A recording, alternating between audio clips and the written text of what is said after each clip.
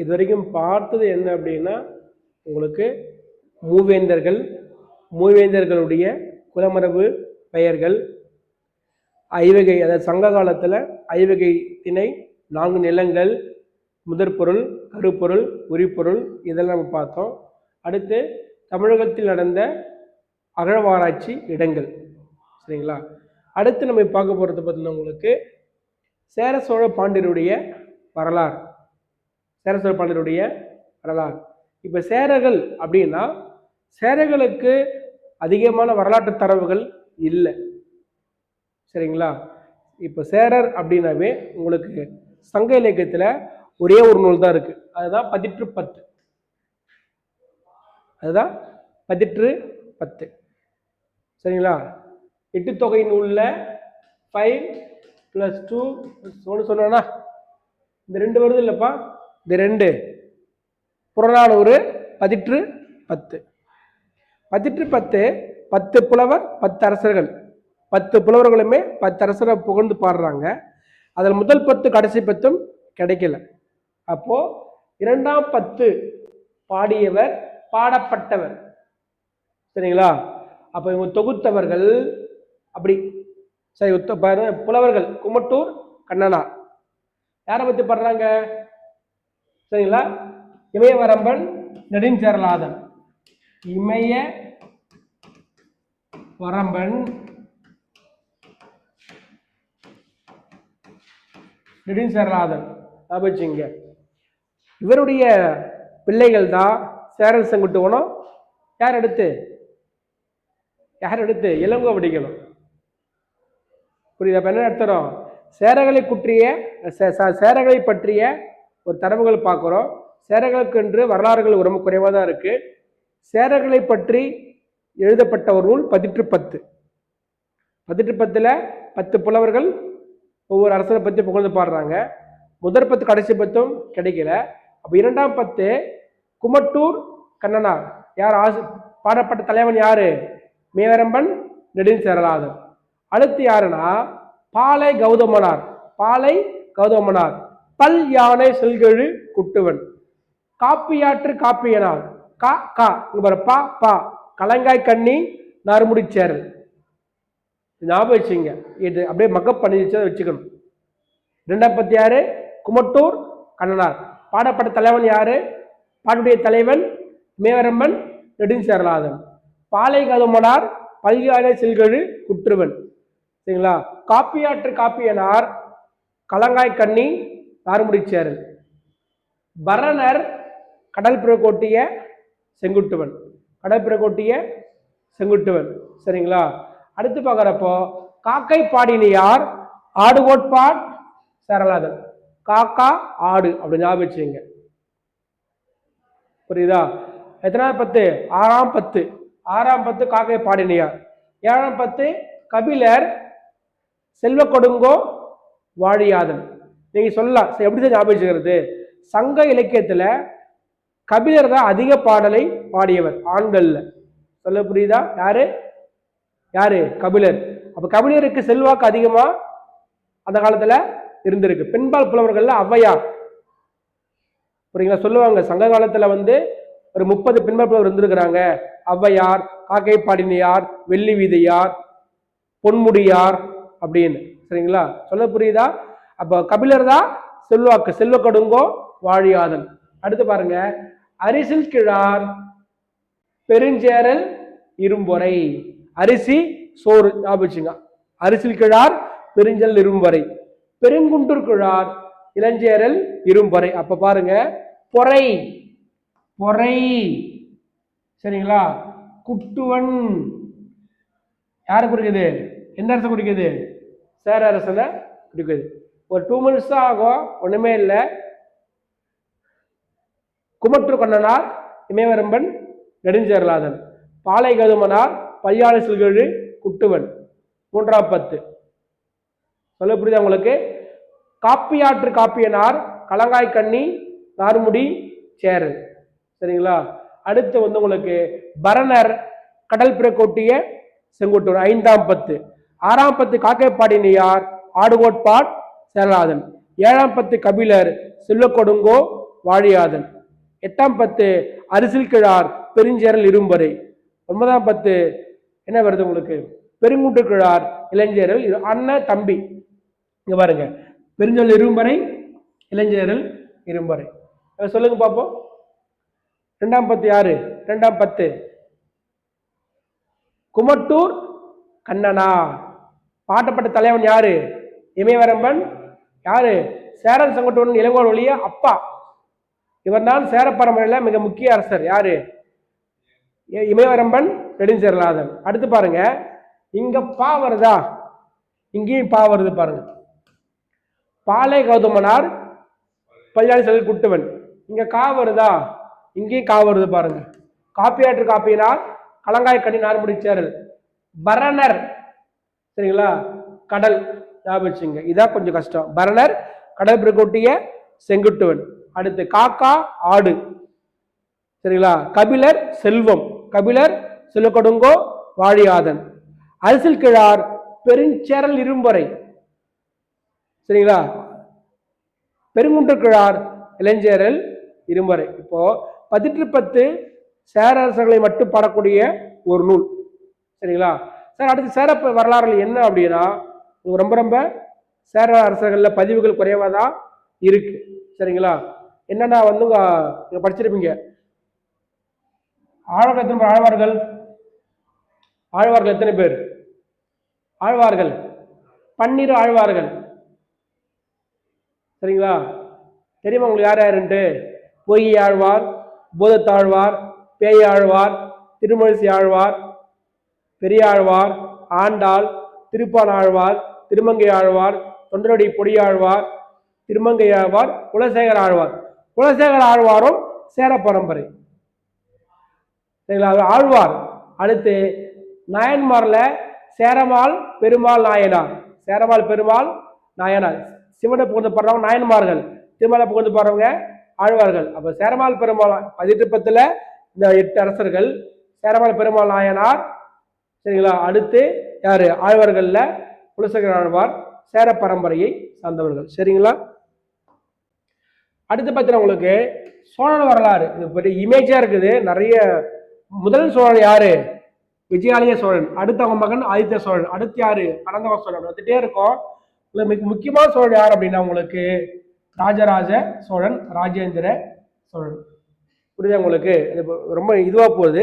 அப்ப ராஜராஜ சோழன் பத்தினாங்க உங்களுக்கு மிக முக்கிய விருதுகள் பார்க்கறப்ப பாருங்க, ராசகேசரி. கேசரி சிங்கம் கண்ணா. கேசரி என்னது? சிங்கம். ராசகேசரி, அருண்மொழி, மும்முடி சோழன். யாருக்கு விருதுகள்? ராஜராஜ சோழனுடைய விருதுகள். அதுபோல ஒவ்வொரு அரசனுக்கும் விருதுகள் இருக்கு. சரியா உங்களுக்கு? அப்ப ராஜேந்திரன், கங்கை கொண்டான் அப்படின்னு. இப்ப என்ன சோழ பரம்பரையில் பார்க்கறப்ப ஒரு தந்தைக்கு மகனுக்கான உறவு என்ன தெரியுங்களா? ஒரு தந்தை வந்து இத்தனை அடி இத்தனை பரப்பளவு கோயில் கட்டினாங்கன்னா அதை விட மிஞ்சி தான் கட்டுறாங்க யாரு? மகன்கள். சரிங்களா? அதே போல பார்த்தீங்கன்னா உங்களுக்கு பல விருதுகளை வந்து நிறைய பேர் வச்சுக்கிறாங்க. விருது பெயர்களை ஒரே பெயரை நிறைய பேர் வச்சுக்கிறாங்க. சரிங்களா? அப்ப நீங்க ஞாபகம் வச்சுங்க ராஜராஜ சோழனுடைய விருதுகள். சரிங்களா? அடுத்து பார்க்கறப்ப சோழ காலத்துடைய சமூக நிலை. இந்த வார்த்தை கேள்விப்பட்டிருக்கீங்களா? வலங்கை இடங்கை பூசல். கேள்விப்பட்டிருக்கீங்களா? வலங்கை இடங்கை பூசல் என்ன தெரியுமா உங்களுக்கு? பிராமணர்கள் இருக்கிறாங்களே, பிராமணர்களுக்கு அவங்களுக்குள்ளவே ஒரு கம்யூனிட்டிக்குள்ளவே எக்கனாமிக்கலி ஐயா இருப்பாங்கல்ல, அவங்க வலங்கை பிரிவு. இன்கம் எக்கனாமிக்கலி கொஞ்சம் வீக்கா இருப்பாங்கல்ல, அவங்க இடங்கை பிரிவு. புரியுதா உங்களுக்கு? அப்போ ஒரு குறிப்பிட்ட சாதிக்குள்ளவே ஒரு பூசல் இருந்து கொண்டே வருது. அது எப்போ நம்ம முடியுது? டில் இண்டிபெண்டன்ஸ். புரியுதா உங்களுக்கு? சோழ காலத்தில் உருவான அந்த வலங்கை இடங்கை பூசல் பார்த்தீங்கன்னா அப்படியே என்னது சுதந்திரம் வரைக்கும் அந்த சண்டை சிற்றரவு நீளுகிறது அப்படின்னு சொல்றாங்க. அடுத்த இலக்கியங்கள் பார்க்குறப்ப 50 காப்பியங்கள், 5 காப்பியம். இது வரைக்கும் பார்ப்போம். நம்ம அடுத்து நம்ம இதுல பார்ப்போம். ஒரு அவுட்லைன் தான் நம்ம பார்க்குறோம். அடுத்து பாண்டியர் அரசர்கள் பார்க்குறப்ப பாண்டியர்கள் அப்படின்னாவே நமக்கு என்ன தெரியும்? மதுரை. அதாவது 3 சங்கம். அதாவது தென்மதுரை, கபாரபுரம், தற்போதைய மதுரை. சரிங்களா? அப்போ 3 சங்கத்திலேயே பார்த்தீங்கன்னா ஒவ்வொரு சங்கத்துக்கும் ஒரு ரிவர் இருந்திருக்குது, பக்ருளி ஆறு. சரிங்களா? அப்புறம் அதை பத்தின உங்களுக்கு பக்ருளி ஆறு சொல்லுவாங்க. அதாவது முதற் சங்கம், இடைச்சங்கம், கடைச்சங்கம். முதற் சங்கத்துல பார்த்தவங்களுக்கு ஒரு ரிவர் இருந்திருக்கு, பக்ருளி ஆறு.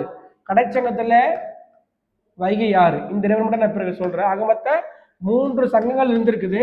சரிங்களா? 3 சங்கம் வைத்து தமிழை வளர்த்தவர்கள் யாரு? சேர சோழ பாண்டியர்கள். அதாவது தமிழ் இலக்கியத்துல மிக முக்கியமான தமிழை காத்தவர்கள் அப்படின்னு லிஸ்ட்ல பார்த்தீங்கன்னா யார் இருக்கிறாங்க? மூவேந்தர்கள் இருக்கிறாங்க. அடுத்து சைவ மடங்கள். சைவ மடங்கள் தஞ்சாவூர் இருக்கக்கூடிய தருமபுர ஆதீனம், திருவாவடுதுறை மடம், இந்த மடங்கள் தான் தமிழ் இலக்கியத்தை ஓலைச்சுவடுகளை காத்தன. அதுபோல தமிழ் அறிஞர்கள் பார்க்கறப்ப ஊவேசா, ஊவே சாமிநாதர் அவர். அடுத்து பார்த்தீங்கன்னா தாமோதரம் பிள்ளை, சிவை தாமோதரம் பிள்ளை.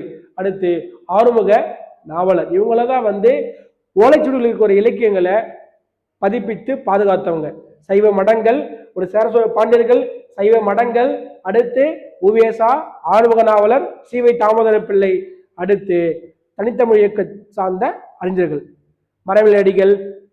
சரிங்களா? மறைமலை அடிகள், பரிதிமார் கலைஞர் போன்ற தமிழ் அறிஞர்கள். சரிங்களா? இதனை ஞாபகம் வச்சுக்கணும். அடுத்து பாண்டியர்கள் குறித்த வரலாறை சொல்லக்கூடிய செப்பேடு எது? சின்னமனூர் செப்பேடு. அடுத்து மதுரை காஞ்சி, நெடுநல்வாடை. இந்த மதுரை காஞ்சியும் நெடுநல்வாடையும் பாண்டியர்களுடைய பெருமை பேசக்கூடிய ஒரு நூல். புரியுதா உங்களுக்கு? அதே போல எட்டு தொகையில கலித்தொகை, எட்டு தொகையில கலித்தொகையும் 10 பாட்டுல மதுரை காஞ்சி நெடுநல்வாடையும் ஒன்லி ஃபார் பாண்டியர்களை பற்றி பெருமை பேசக்கூடிய ஒரு நூல். சரிங்களா? அடுத்து பார்க்குறப்ப இந்த தமிழ் வளர்த்த 3 சங்கங்கள் பாருங்க. முதற் சங்கம் தென்மதுரை, இடைச்சங்கம் கபாலபுரம், கடைச்சங்கம் இன்றைய மதுரை. இந்த எந்த அரசிலிருந்து யார் வரைக்கும்? காய்ச்சின வழுதி முதல் கடுங்கோன் வரை, வெண்டேர் செழியன் முதல் முடத்திருமான் வரை, முடத்திருமாறன் முதல் உக்கிர பெருவழுதி வரை. இந்த அரசர் இந்த அரசர் வரைக்கும் முதற் சங்கத்தை வளர்த்தவர்கள் அப்படின்னு இந்த லிஸ்ட்ல இருக்கு. இப்போ அடுத்து பார்க்குறப்ப உங்களுக்கு மூவேந்தர்கள் வெளியிட்ட நாணயங்கள் பாருங்க. சேரருடைய காசு பாருங்க, வில் இருக்கா? ஒரு பக்கம் வில்ல, ஒரு பக்கம் என்ன இருக்கு? யானையும் இருக்கு. ஒரு சோழர்கள் பார்க்குறப்ப பாருங்க, ஒரு பக்கம் இந்த அவங்களுடைய புலிக்கொடி அதெல்லாம் இருக்கு. இங்க பாருங்க பாண்டியருடைய அவங்களுடைய சிம்பிள் இருக்கு. அடுத்து பார்க்கணுங்க தமிழ்நாட்டில் கிடைத்த நாணயங்கள். எந்த நாணயங்கள் இருக்கு? கரூர். கரூர் யாரு? சேரர்கள் கரூரை தலைவனமாக கொண்டு ஆட்சி செய்யறாங்க. கரூர் எல்லாம் ஒண்ணுதான்.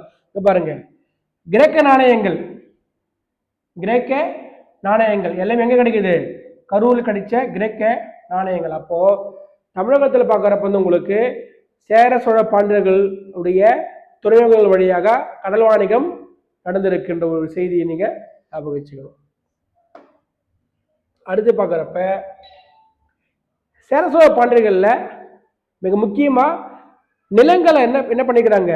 தானமா கொடுத்துருக்குறாங்க. அதுல கவனிங்க, கோயிலுக்கு அளிக்கப்பட்ட கொடை தானே அது இறையிலி. ஞாபகம் வச்சுங்க. இறையிலி அப்படின்னா டெம்பிளுக்கு கொடுக்கறது இறையிலி. ஞாபகம் வச்சுங்க. அது எந்த கோயிலோ, சமண கோயிலோ பௌத்த கோயில், ஏதோ கோயிலுக்கு கொடுக்க நிலத்து பேர் அது இறையிலி. சரிங்களா? அடுத்து சிவன் கோயிலுக்கு அளிக்கப்பட்ட இறையிலி தேவதானம். ஞாபகம் வச்சுங்க. அதாவது இறையிலின்றது பார்த்தீங்கன்னா பொதுவான பேர், புரியுதா உங்களுக்கு? ஆனா சிவன் கோயில் இருக்காங்க இல்லையா, சிவன் கோயில், அந்த கோயிலுக்கு தரக்கூடிய நிலங்கள் இருக்குல்ல, அதே பேரு தேவ தானம். திருமால் கோயில் இருக்கு இல்லையா, அந்த கோயிலுக்கு என்ன பண்றாங்க? அந்த காலத்து அரசர்கள் கொடை கொடுக்குறாங்க. அது பேரு திரிவிடை ஆட்டம். திரிவிடை ஆட்டம். அடுத்து பார்க்குறப்ப சமண பௌத்த கோயில் இருக்கு இல்லையா, அந்த கோயிலுக்கு என்ன பண்றாங்க? சில அரசர்கள் லேண்ட தானமா கொடுக்குறாங்க. அது பேரு பள்ளிச்சந்தம். இந்த மேட்ச் ஃபாலோயிங் கேட்பாங்க. தேவதானம்னா சைவ கோயிலுக்கு தரது, புரியுதா உங்களுக்கு? திருவிடை ஆட்டம்னா திருமால் கோயிலுக்கு கொடுக்கக்கூடிய நிலங்கள், பள்ளிச்சந்தம்னா சமண பௌத்த கோயிலுக்கு தரக்கூடிய லேண்டு. என்ன பேரு? பள்ளி சந்தம். அப்போ இது என்ன? பிரம்மதேயம். என்ன பிரம்மதேயம்னா, சோழர்கள் அந்தணர்களுக்கு ஊரையே நிலங்களையே என்ன பண்ணிக்கிறாங்க? தானமா கொடுத்துக்கிறாங்க. யாருக்கு? King to Brahmins. அது பேர் தான் பிரம்மதேயம். ஞாபகம் இருக்காமா? ஞாபகம் வச்சுங்க. என்ன பிரம்மதேயம்னா, அரசர்கள் என்ன பண்ணிருக்காங்க? அந்தணர்களுக்கு பிராமணர்களுக்கு ஊர்களையோ நிலங்களையோ இலவசமா கொடையா கொடுத்துருக்குறாங்க. அது பேர் பிரம்ம தேயம். சரிங்களா? அந்த பிரம்மதேயம்னா அந்த இடம், அந்த இடத்துல வீடு கட்டுறாங்கல்ல, அது பேர் அக்ரஹாரம். சொல்ல புரியுதா? நீங்க சொல்றீங்க இல்லையா? அகரகாரம் சொல்றீங்களா இல்லையா? பிரம்மதேயம்னா சோழர்கள், அதாவது அரசர்கள் அந்தணர்களுக்கு கொடை கொடுத்துருக்காங்க, நிலம் கொடுத்துருக்காங்க. அப்ப ஞாபகம் வச்சுங்க. இறையிலியனா அது ஒரு பொது பெயர். தேவதானம்னா சிவன் கோயிலுக்கு. சரிங்களா? அடுத்து வந்து திருவிடை ஆட்டம்னா திருமால் கோயிலுக்கு. பள்ளிச்சந்தம்னா சமண பௌத்த கோயில்களுக்கு. பிரம்மதேயம்னா அந்தணர்களுக்கு. சரிங்களா?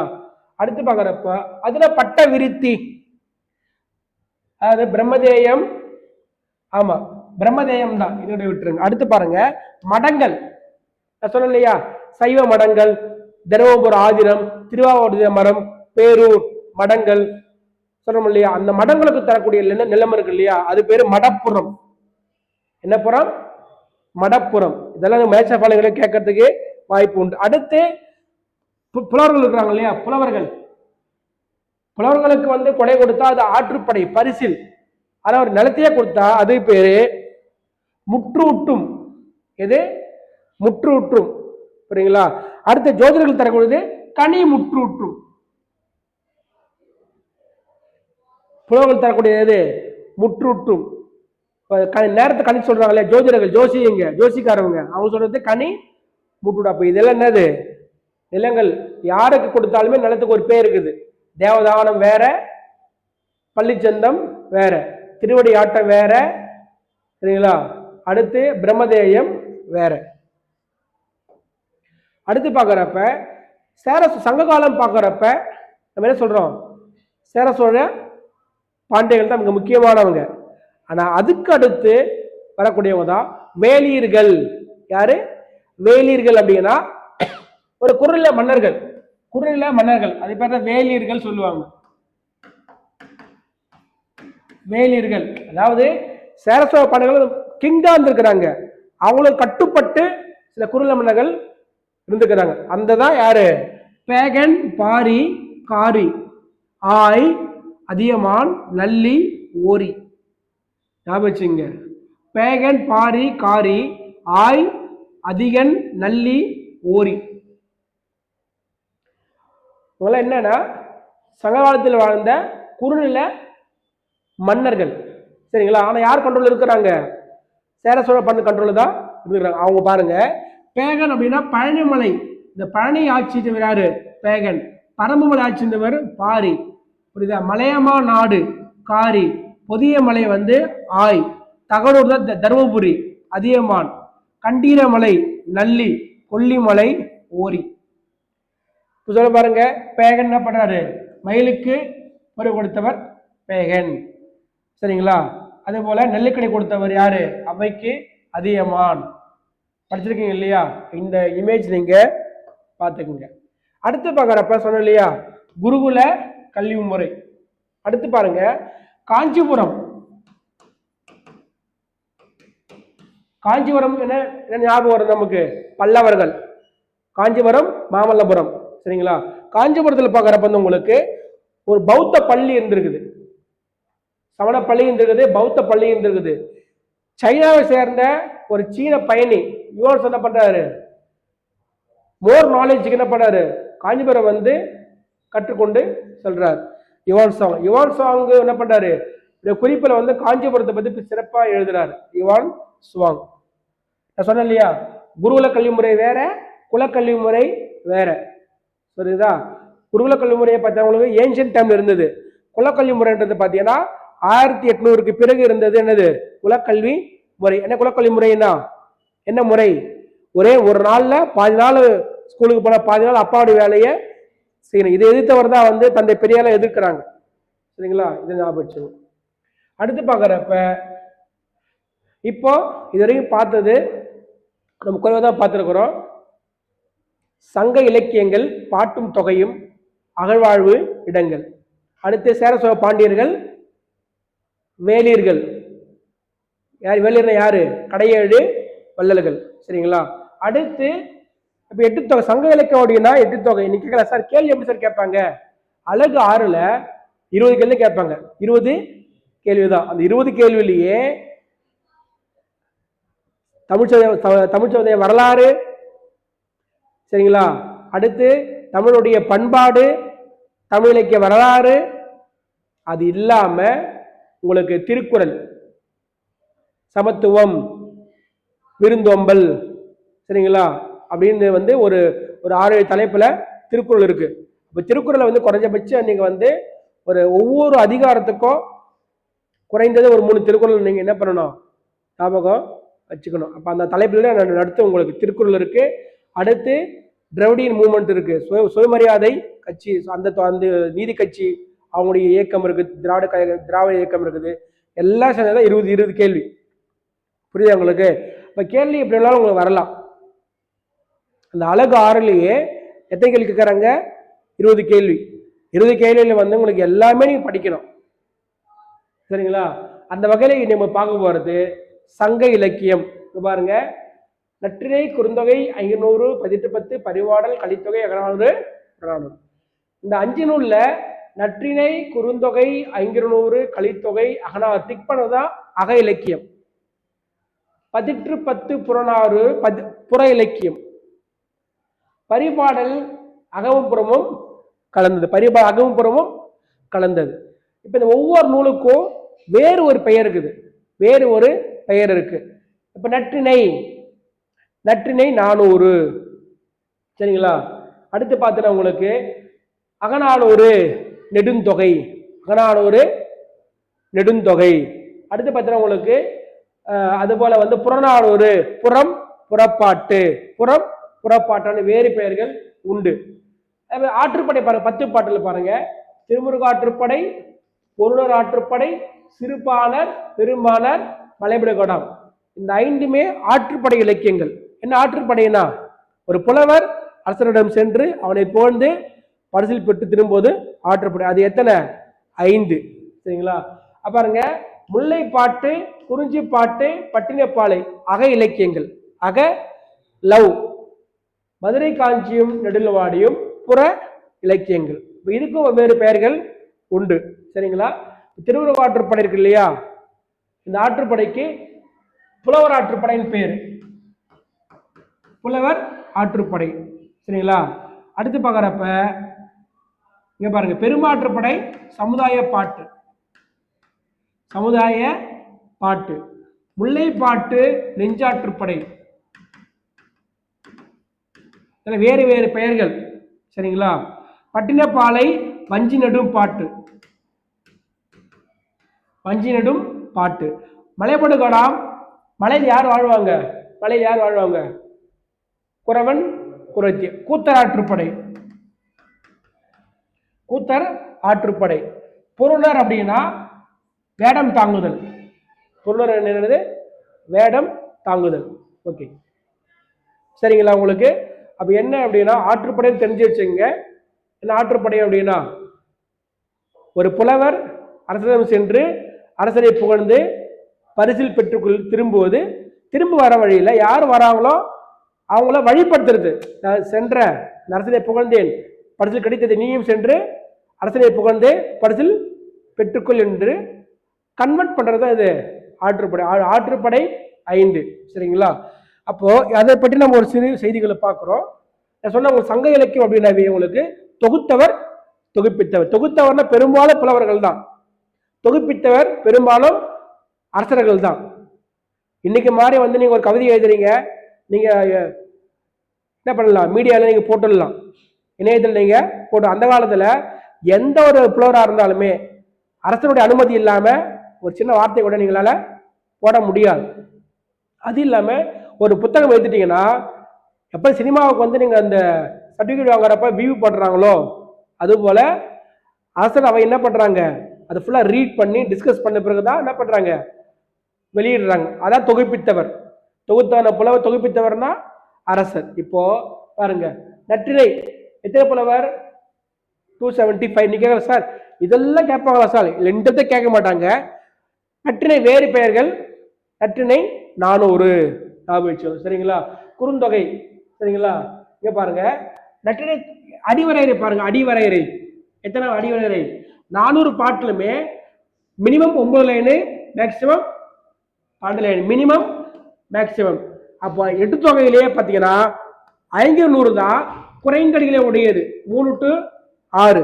கலித்தொகை 11 to 80. அனைத்து லைன் இல்லை. அகநானூறு இருக்குது இல்லையா, 13 to 31. இந்த பாருங்க, அகநூல்கள்லயே அதிக லைன் இருக்கா? எத்தனை லைன் இருக்கு? அகநானூறு மொத்தம் 400 பாட்டுப்பா. 400 பாடல்ல குறைந்தது 13 அடி, அதிகபட்சத்தில் அடி 31.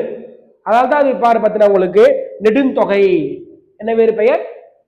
அகநானூறு வேறு பெயர் முல்லைப்பாட்டு வேறு பெயர் நெஞ்சாற்றுப்படை அப்படின்னு நீங்க படிக்கிறீங்க. இப்போ பாருங்க, நற்றிணை தொகுத்தவர் தெரியல, ஆனா பப்ளிஷ் பண்ண யாரு? பாண்டியன் மாறன் வழுதி. குறுந்தொகை தொகுத்தவர் பூரிக்கோ. 500 கூடலூர் கிழார். தொகுப்பித்தவன் யாரு? யானைக்கட்சை மாந்தரல் சேரல் இரும்பொறை. சரிங்களா? கலித்தொகை தொகுத்தது யாரு? நல்லந்தோவனார். அகநானூறு உருத்திர சென்வன் உக்கிர பெருவழுதி. நிக்க சார் நீ இப்படி இந்த கேட்பாங்களா? ஒரு சார்ட் மாதிரி போட்டு வச்சுட்டு நல்லதுதான், தெரிஞ்சுட்டு நல்லது தானே. Natrinai 9 to 8, Kurunthogai 4 to 9 to 12, Natrinai 4 to 8, Kurunthogai 3 to 6, 500. அது மாதிரி தெரிஞ்சு வச்சுக்கிறது உங்களுக்கு ஈஸி தான். ஒரு முறை படிச்சுட்டா உங்களுக்கு எங்கேயோ வகையில் உங்களுக்கு யூஸ் ஆகும். அடுத்து பார்க்குறப்ப பாருங்க, புறநானூறு 10 ரெண்டுமே புறநூல் தான். 8 புலவர், 158 ஆசிரியர், 400 பாட்டு. சரிங்களா?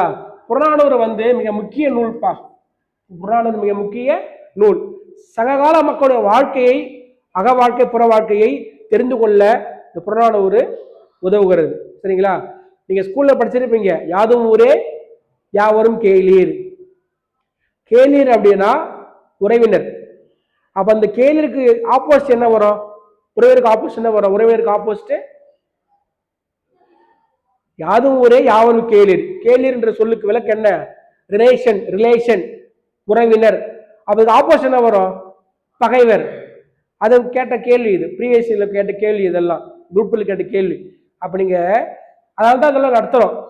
ஒரு வரை படிக்கிறப்ப பேசிக்கா படிச்சிடறோம், அடுத்த லெவலில் நீங்க படிச்சிடணும். இப்ப நீங்க ஒளிஞ்சாலும் ஞாபகம் இருக்கணும், 8 தொகைனா சங்க காலம், மூவேந்தர்களுடைய வரலாறு, முதல் 500 ஆண்டுகள்.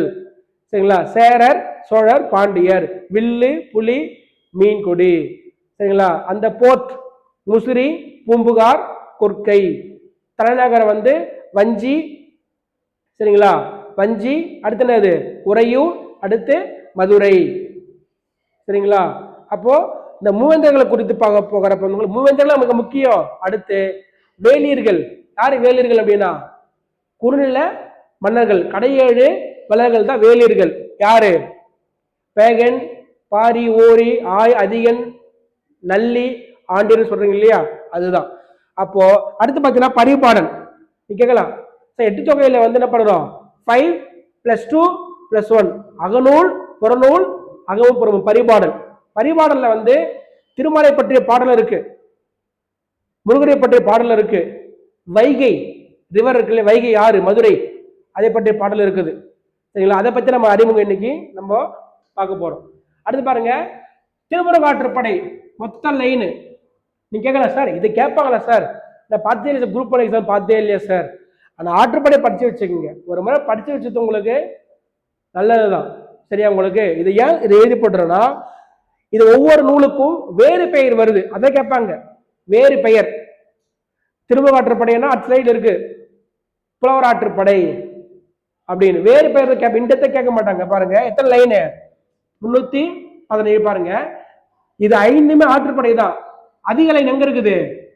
எங்க இருக்கு? இங்க இருக்கா? அப்ப ஆற்றுப்படையிலேயே அதிக அடியுடையது மலைபடு கடம். அப்படிதான் கேட்பாங்க உங்களுக்கு. அவுட்ல இருந்து தான் கேட்பாங்க, இன்டத்தை கேட்க மாட்டாங்க. அப்ப ஆற்றுப்படை நமக்கு தெரியணும். 10 பாட்டுல ஒரு நூல் தான். 10 பாட்டுல 5 + 3 + 2 5 ஆற்றுப்படை தெரியணும் உங்களுக்கு. வேறு பேர் தெரியணும். அப்புறம் யார் யார பாடம் தெரியணும். இதை தெரிஞ்சா கூட போதும். புரியுதா உங்களுக்கு? இங்க பாருங்க, நக்கீரர் பாடம் யார பாடுறாரு? முருகரை. நீங்க கேட்கலாம், ஆற்றுப்படை 5 இருக்குல்ல, 5 ஆற்றுப்படையில இந்த ஆற்றுப்படை இருக்கு இல்லையா, இதெல்லாம் பொருளுக்காக பாடுறது, பொருளுக்காக. ஆனா இது அருளுக்காக பாடுறது. நக்கீரர் என்ன பண்றாரு? முருகரை வாழ்த்து பாடுறார்.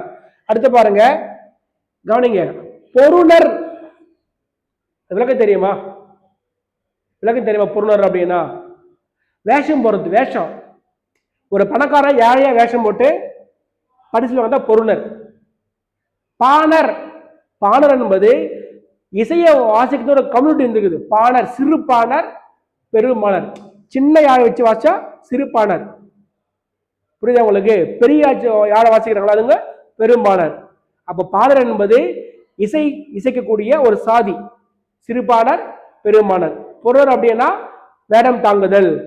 இப்ப ஒண்ணுமே நம்ம வீட்டுக்கு கெஸ்ட் வராங்க, சிட்டியில விட்டுருங்க, கிராமத்துல வந்து 1 கிலோமீட்டர் இருக்கும், நடந்து வந்து என்ன பண்ணுவாங்க, வழி அனுப்புறாங்க இல்லையா, அந்த செய்தி இதெல்லாம் இருக்கு, இதுலதான் இருக்கு. புறநாற்று படையில 7 அடி கூடவே வந்து அனுப்பக்கூடிய செய்தி இதுலதான் இருக்கு. சரிங்களா? அப்ப முருகனுடைய எத்தனை வீடு, முருகருக்கு எத்தனை வீடு? 60 வீடுகளை இதுல திருமாற்றுப்படையில சொல்றாங்க. அடுத்து பாருங்க, சிறுபாற்றுப்படை. இது என்ன பேரு? விரல் தானே. விரல், இந்த விரல் மட்டும் பாருங்க எப்படின்னா ஆடும். அப்ப சங்க காலத்துல ஒரு வார்த்தை இருக்கு, விரலி. விரலி அப்படின்னா அந்த இசை வாசிக்கிறப்ப டான்ஸ் ஆடுறாங்கல்ல, அந்த பெண்ணுக்கு விரலி. விரலி எப்படி ஆடுகிறதோ அது போல ஆடக்கூடிய அந்த விரலி. அந்த விரலி அந்த விரலின்ற பெண்ணோட முடி முதல் பாதம் வரை அந்த ஒவ்வொரு உறுப்பையும் வர்ணிக்கிறாங்க. எதுல? சிறுபாற்றுப்படையில. அடுத்து பெருமாற்றுப்படையில, அந்த பெருமாற்றுப்படைக்கு வேறு பெயர் சமுதாய பாட்டு. என்ன பாட்டு? சமுதாய பாட்டு. ஏன் சொல்றாங்கன்னா, குறிஞ்சி, முல்லை, மருதேதல், பாலை, இந்த 5 நிலத்தில் இருக்கிறாங்க இல்லையா மக்கள். குறிஞ்சினா மலை, குறவன் குறைச்சி. முல்லைனா ஆயர் ஆய்ச்சியர். மருதம்னா உழவன் உழைத்தி. கடல் நெய்தல். அப்ப அந்தந்த மக்களுடைய வாழ்க்கையை கன்வே பண்றாங்கல்ல, அதனால சமுதாய பாட்டு. அடுத்து பாருங்க, மலை பட்டு கடாம். கடாம்னா யானை கண்ணா. கடாம் என்னது? யானை. புரியுதா உங்களுக்கு? இன்னொரு பொருள் மதகு. மதகு டேம் வருது இல்ல, இப்போ ஒரு மலை இருக்குதுப்பா, மலையில அருவி நீர் ஓசையும் கேட்குது, யானையுடைய பிளிரலும் கேட்குது. எப்படி? மலை பட்டு கடாம். கடாம்னா 2 பொருள், ஒன்னு யானை, இன்னொன்னு அந்த மதகு நீர் ஓசை. அப்ப 2 ஓசையும் பார்த்தா மலைப்படு கடாம். சொல்ல புரியுதா? திருமுருகு ஆற்றுப்படை, பொருளர் ஆற்றுப்படை, சிறுபாணர், பெருமானர், மலைபடு கடம். பாருங்க 317. அப்போ ஆற்றுப்படையிலேயே குறைஞ்ச அடி எது? குறைந்த அடி பொருளர் ஆற்றுப்படை, அதிக அடி மலைபடு கடம். யாரு பாடுறாங்க? நக்கீரர், முருகன், நத்தத்தனார், கரிகால் சோழன். சிறுபாற்றுப்படை உடத்தாம கண்ணியார், நல்லிய கோடன், உருத்திரங்கண்ணனார், தொண்டைமான், இளந்திரையன். மலைவிடகடாம் பெருங்குன்று கிழார். யார் அரசர்? நன்னன். ஒண்ணுமே இல்ல. 10 பாட்டு எத்தனை நூல் இருக்குது? 10 பாட்டுல 10 பாட்டு எத்தனை நூல் இருக்குது? 10 நூல் தானே. 10 நூல். ஆனா 8 புலவர் தான். ஏன்னா 2 பேர் இருக்கிறாங்கல்ல, 2 நூல் பாடுறாங்க. இங்க பாரு, நக்கீரர் வரா இல்லையா, நக்கீரர் என்ன பண்றாரு? என்ன பாடுறாரு? பாடுறாரா? இவர் தான் என்ன பண்றாரு? நெடுநல் வாடையும் பாடுறாரு. இங்க வர்றாரு இல்லையா உருத்திரங்கண்ணனார், என்ன பாடுறாரு? பெருமாளாற்றுப்படை. இவர பட்டின பாளையை பாடுறாரு. அப்ப என்ன ஆகும்? 8 புலவர் 10 நூல். சொல்ல புரியுதா? அப்போ திருமாலாற்றுப்படை முருகன், பொருளாற்றுப்படை கரிகால் பெருவளத்தான், சிறுபாற்றுப்படை நல்லிய கோடன், பெருமாற்றுப்படை இளந்திரையன், மலைவிடகடாம் நன்னன். இது ஒரு பேசிக் தான். அவுட்லைன் நீங்க ஞாபகம் வச்சுங்க. இங்க பாருங்க, வராங்களா? நக்கீரர் வராரா? ரெண்டுல வருதா? புத்தகம் வருதா? ரெண்டுல வருதா? முல்லைப்பாட்டு எத்தனை லைனு? 103 லைனு. இதனுடைய உல்டா தான் 303. முல்லைப்பாட்டு வேறு பெயர் நெஞ்சாற்றுப்படை. என்ன படை? ஏன் நெஞ்ச ஆற்றுப்படையனா? தலைவனும் ஆடு மாடை ஓட்டிட்டு போய்க்கிறான். புருஷனா பண்ணிக்கிறான், ஆடு ஓட்டிட்டு போயிருக்கிறான். அவன் வருவான், அவனுக்காக காத்திருக்காங்கல்ல, வெயிட்டிங். நெஞ்சு ஆற்றுப்படுத்துறது படிச்சிருக்கோம் இல்லையா? குறிஞ்சி. குறிஞ்சி அப்படின்னா உணர்தல். முல்லைனா இருத்தல். மருதம்னா ஊடல். நெய்தல் அப்படின்னா இரங்கல். பாலை அப்படின்னா பிரிதல். கேள்விப்பட்டீங்களா? அது என்னது? உரிப்பொருள். பொருள் சொன்ன இல்லையா? முதற் பொருள், கருப்பொருள், உரிப்பொருள். முதற் பொருள் நிலமும் பொழுதும் நம்ம சொன்ன இல்லையா? இப்போ ஐவகை திணை 4 நிலங்கள். பொழுது பெரும்பொழுது சிறு பொழுது படிச்சு இல்லையா? இப்போ உரிப்பொருள் அப்படின்னா ரொம்ப ஞாபகம் வச்சுங்க. இது எங்க சார் கேட்பாங்கன்னா கூற்று காரணத்துல கேட்பாங்க. ஒண்ணுமே இல்லை. இப்ப மலையில இப்ப தேன் இருக்கு. மலை மட்டும் தேன் கூடு கட்டும், காட்டுலயும் கட்டும். அப்போ ஆனா தேன் எங்க எடுப்பாங்க? மலையில தான் எடுப்பாங்க. ஆனா காட்டுலயும் தேனு கட்டும். அப்போ இந்த முதற் பொருள் என்னது? நிலமும் பொழுதும். கருப்பொருள் சொல்றாங்க இல்லையா? என்ன கருப்பொருள்லாம்? ஒரு இளம். குறிஞ்சினா மக்கள் யார்? குறவன் குறைத்தி. கடவுள் முருகர். என்ன என்ன தொழில்? தேன் எடுக்கிறது, வள்ளிக்கிழங்கு. அது போல ஒரு போட்டிங் வரும். என்ன ஊர், என்ன பறை, என்ன வருமா இல்லையா? அது போல ஞாபகம் வச்சுங்க. குறிஞ்சி. குறிஞ்சி மக்கள் வாழ்றாங்கல்ல, குறவன் குறைத்தி. அந்த ஊரு பேரு சிறுகுடி. சிறுகுடி ஞாபகம் வச்சுக்கிறோம். குரூப் 4ல கேட்டாங்க. புரியுதா? அடுத்து இப்போ பாடி இருக்குல்ல, இங்க இருக்கிற பாடி. முல்லைநில மக்கள் இருக்காங்கல்ல, ஆடு மாடு மேய்க்கிறாங்கல்ல, அந்த மக்கள் வாழ ஏரியாவுக்கு பேர் பாடி. மருதம் இருக்குல்ல, மருதம் தான் பர்மனண்டா தங்குற இடம். அதான் மூதூர். மூதூர் பேரூர், பெரிய ஊரு, பழமையான ஊர், பர்மனண்டா இருப்பாங்க. புரியுதா உங்களுக்கு? அதே போல நெய்தல் இருக்காங்க இல்லையா? பட்டினம் பாக்கம். நீங்க கேட்கலாம், பட்டினம் பாக்கம் என்ன?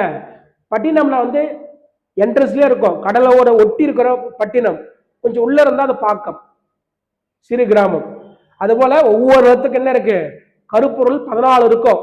தெய்வம், நிலம், கடவுள், தெய்வம், என்ன பறை, என்ன யாழ். சரிங்களா? இப்ப மலை என்ன அனிமல் இருக்கும்? மலைன்னா இருக்கும் புலி, சிங்கம், கரடி. காட்டுல மான், முயல் அதெல்லாம் இருக்கும். புரியுதா உங்களுக்கு?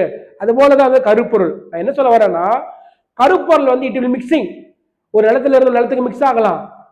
ஆனா உரிப்பொருள் இருக்குல்ல, அது மிக்சிங் ஆகாது. சொல்லது புரியுதா? ஏன் சொல்ல வரேன்னா, உரிப்பொருள் என்னது? குறிஞ்சி அப்படின்னா அது உரிப்பொருள் என்ன? புணர்தலும் புணர்தல் நிமித்தம். என்ன புணர்தல் அப்படின்னா, குறிஞ்சில மக்கள் ஒரு ஃப்ரூட்ஸ் இருக்கும், பறிச்சு சாப்பிடுவாங்க. தேன் இருக்கும், அது வடிகட்டி சாப்பிடுவாங்க. நேரம் அதிகமா இருக்கும். தலைவன் தலையை ஒன்று சேரதா புணர்தல்.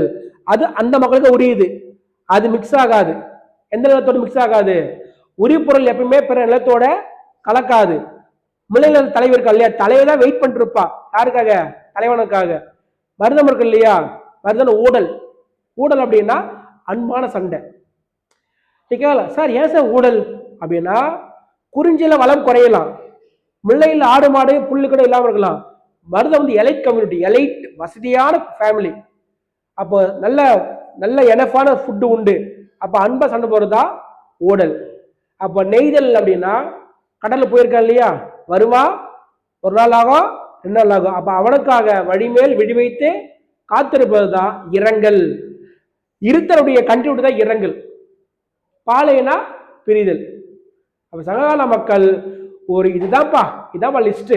இதுதான் நிலம், இதுதான் கடவுள், இதுதான் பெரும்பொழுது, இதுதான் சிறுபொழுது, இதுதான் உணவு முறை, இதுதான் வழக்கம், இதுதான் அப்படின்னு சரியா வாழ்ந்திருக்கிறாங்க. அதான் நீங்க என்ன பண்ணணும்? தெரிஞ்சு வச்சுக்கணும். சரிங்களா? அடுத்து பாக்குறப்ப லாஸ்ட்ல சொன்ன உங்களுக்கு சங்க இலக்கியம், குறிப்பா தமிழுடைய அந்த அந்த வரலாற்று பூர்வமா சாக்குறப்ப கல்வெட்டுகள் பாருங்க. கல்வெட்டுகள் பாக்குறப்ப பாருங்க, அதிகும்பா கல்வெட்டு, புகழூர் கல்வெட்டு, அசோகருடைய 2 மற்றும் 13ஆம் பேரான கல்வெட்டு. இந்த கல்வெட்டு என்ன பண்றாங்கன்னா, கல்வெட்டுகள் மூலமாக தமிழுடைய வரலாற்றை அறிய முடியும். லாஸ்டா சொல்லிட்டு உங்களுக்கு அடுத்து பாருங்க, செப்பு பட்டயங்கள்ல வேள்விக்குடி செப்பு பட்டயம், சின்னமனூர் செப்பு பட்டயம் சொல்லிய பாண்டியனுடைய வரலாற்றை திரும்ப செப்பு பட்டயங்கள் கூறுகிறது அப்படின்னு. அதுபோல இது என்ன சொல்ல வராங்க அப்படின்னா வந்து உங்களுக்கு தமிழர்கள் வந்து கடல் வழி வாணிகம் செய்திருக்கிறாங்க, வாணிகத்துல நேர்மையா இருந்திருக்கிறாங்க. பட்டினப்பாலை படிச்சிருக்க இல்லையா, கொள்வதும் குறை கொள்ளாது கொடுப்பதும் மிகை கொள்ளாது, கரெக்டா இருந்திருக்கு. புரியுதா உங்களுக்கு? அடுத்து பார்த்தீங்கன்னா உங்களுக்கு இது படிச்ச மதுரை காஞ்சில நாலங்காடி அல்லங்காடி. என்ன நாலங்காடினா டே டைம் ஷாப், அல்லங்காடினா நைட் டைம் ஷாப். அது மாதிரி அங்காடிகள் இருந்திருக்குது, ஒவ்வொரு பொருட்களுக்கும் ஒரு கொடி இருந்திருக்குது. சரியா உங்களுக்கு? அதுபோல தரவுகள் தான் இதுல படிச்சிருக்கிறோம். அடுத்து பார்க்குறப்ப தொல்காப்பியம். இவர் ஒரு 2 மினிட்ஸ் தொல்காப்பியத்தை தெரிஞ்சு வச்சுக்கணும். தொல்காப்பியம் தமிழில் கிடைக்கக்கூடிய நூல்களில் ஒரு முதல் இலக்கண நூல். ஆசிரியர் தொல்காப்பியர். 3 அதிகாரம், எழுத்து சொல் பொருள். ஒவ்வொரு அதிகாரத்திலையும் எத்தனை இயல் இருக்கு? எத்தனை இயல் தெரியுமா உங்களுக்கு? 9 இயல் இருக்கு. 39 1610 நூற்பா இருக்கு. தொல்காப்பியம் சொல்றாரு இந்த உலகம் 50 ஆனது. இந்த உலகம் 50 யார் சொல்றாரு? தொல்காப்பியர் சொல்றார். அடுத்து இந்த உலகத்து உயிர்களை 6ஆ வகைப்படுத்துறாரு. 6ஆ ஓரறிவு, புல், மரம், ஈரறிவு, புரியுதா உங்களுக்கு? சிப்பி, நத்தை, மூவறிவு, எறும்பு சொல்றாங்க இல்லையா? அப்போ பாருங்க, to touch, to taste, to smell, to C, to hear, to thinking. தொடுதல், சுவைத்தல், நுகர்தல், காணல், கேட்டல், சிந்தித்தல்.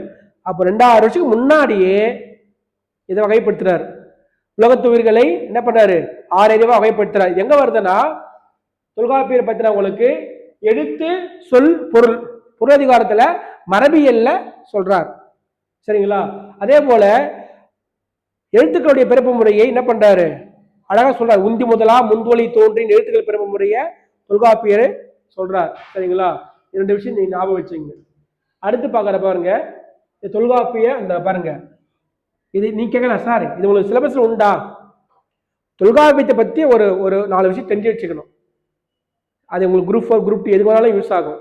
சரிங்களா? பாருங்க, நூன் மரபு, மொழி மரபு, பிறப்பியல், புணரியல், தொகை மரபு, உருபியல், உயிர் மயங்கியல், மெய் மயங்கியல், குற்றிலுகுற 9 இயல். கிளவியாக்கம், கிளவின சொல், வேற்றுமையியல், வேற்றுமை மயங்கியல், விழிமரபு, பெயர், வினை, இடை, உரி, எச்சம். பாருங்க, அகத்திணையியல், புறத்திணையியல், களவியல், கற்பியல், பொருளியல், மெய்ப்பாட்டியல். மெய்ப்பாடு 8 படிச்சிருக்கீங்க இல்லையா? மெய்ப்பாடு 8, நகை, அழுகை, இழிவரல், மறுக்கை, அச்சம், பெருமிதம். மெயினா உடம்பு, இந்த உடம்புல இருந்து வரக்கூடிய அவுட்புட் இருக்குதுல்ல, இந்த மெய்ப்பாடு சொல்றாங்க மெய்ப்பாட்டியல். அடுத்து ஓமையியல். என்ன ஓமைனா? பூவிழி, மதிமுகம். என்ன விளக்கம்? மதி போன்ற முகம். அதாவது இந்த ஓமைகள் தான் தற்காலத்துல அணி இலக்கணமா உருவாகி இருக்கு. அடுத்து பாக்குறப்ப செய்யுளியல். ஒரு செய்யுள் இருக்குது இல்லையா, அதான் யாப்பு, யாப்பு இலக்கணமா உருவாகி இருக்கு. புரியுது? இந்த தொல்காப்பிய செய்யுளியல் தான் யாப்பு இலக்கணமா உருவாகி. அப்போ தொல்காப்பியர் எத்தனை இலக்கணம் எழுதுறாரு? 3 இலக்கணம், எழுத்து சொல் பொருள்.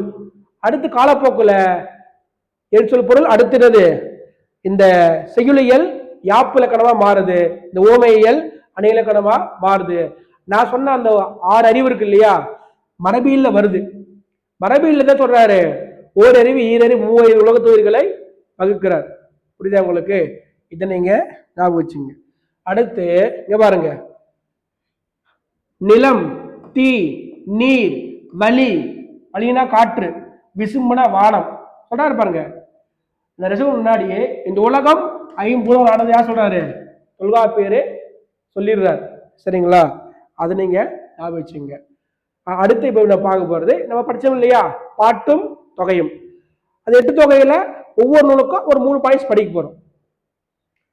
ஒரு 3-4 பாயிண்ட்ஸ் சொல்றது புரியுதா உங்களுக்கு? நற்றிணை வேறு பெயர், நற்றிணை வேறு பெயர், நற்றிணை 400. தொகுத்தவர் கிடையாது. தொகுப்பித்த யாரு? பன்னாடு தந்த பாண்டியன் மாறன் வழுதி. சங்க இலக்கியத்துக்கு பெரும்பாலும் ப்ரிஃபேஸ். என்ன ப்ரிஃபேஸ்னா ஒரு அணிந்துரை சொல்றாங்க இல்லையா, அது பெரும்பாலும் யாரு? பாரத பாடிய பெருந்தேவனார். அதையும் பாருங்க. இன்னொரு விஷயம், தமிழ் சினிமா பாருங்களேன், ஒருத்தர் பேர் ஆதி, தமிழ் சினிமால ஒரு இசையாசிரியர் பேர் யாரு, ஆதி. என்ன பண்ண, ஹிப்ஹாப் பண்ற ரேப் சாங் மாதிரி ஒண்ணு போடுறாரு. என்ன ஹிப்ஹாப் ஆதி வருதா இல்லையா? அது போல ஒரு பாடல் எழுதுறாங்க, பாடல் ஹிட் ஆயிடுது. அப்போ அவர் ஒரிஜினல் பேர் போயிட்டு வேற ஒரு பேரு, அந்த பாடல் வர ஒரு ஓமை வந்து பேரா மாறுது.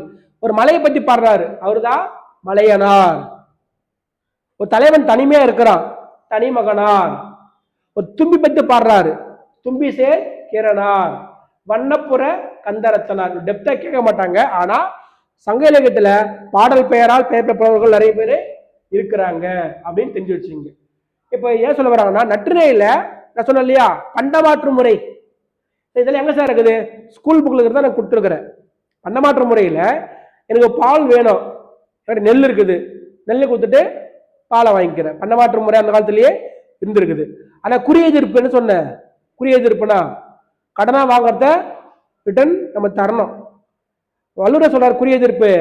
நட்பு என்பது குறியெதிர்ப்பு மாதிரி இருக்கக்கூடாது. நீ ஒரு ஐஸ்கிரீம் வாங்கி கொடுத்தா அதை வாங்கி கொடுப்பா, அந்த மாதிரி சிந்தனை இருக்கக்கூடாது வள்ளுவர் சொல்றாரு. சரிங்களா? இதை பாருங்க, பண்டமாற்று முறையில என்ன பண்றாங்க,